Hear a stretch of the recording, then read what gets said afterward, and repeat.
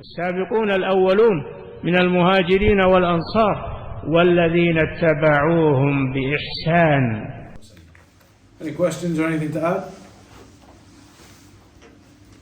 If I read just the English translation of the Quran instead of the Arabic writing, is that like, it's not abandoning the Quran? No, it isn't. If a person, for example, doesn't know how to read the Arabic yet, there could be people who don't know how to read the Arabic yet. Maybe they haven't learned to do that yet. So if that is the case, then a person can read the translation carefully, understand it, ponder over it, then you are not considered as having abandoned the Quran. As long as on the side, then you are also focusing on learning Arabic and how to recite the Quran. A person who cannot recite yet should learn, should make steps, take steps, bit by bit to learn how to recite the Quran, and it can be done. There are many people, some in their old age. That story that was mentioned about the brother from Canada, he was in his 70s or something, and he began learning how to recite the Quran, and he began learning and he learnt. So a person begins learning bit by bit, bit by bit. You know, knowledge, it comes in stages and it builds before you recognize and know it. It builds and it builds.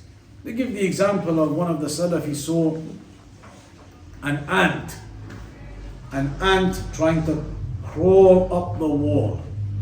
And the ant was crawling up, and when he got near the top, he would fall again. And then he tried again and he'd fall again, try again and fall again. And it's mentioned in the story how this ant went, like as we say, 1,000,000 times, trying to get up, and eventually manages to cross over. And so the scholars, they give this example sometimes. A student of knowledge, he continues trying and trying and trying, and continues trying and trying and trying, and continues, until finally you manage to cross that line, until finally you can recite the Quran, until finally you can do it. And I saw people when I was at the University of Medina. In my class, there were people from certain countries of the world. They did not even know Alif, Ba, Ta, the basic alphabet in Arabic. They didn't know it. And after 2 or 3 years of trying and trying and trying, they were speaking Arabic and they could read Arabic. It takes effort, step by step, but you eventually do it. So a person needs to make that as a priority, to slowly learn the Quran in terms of being able to read it as well. It may take months, it may take a year, but it's okay. Knowledge comes in stages like that.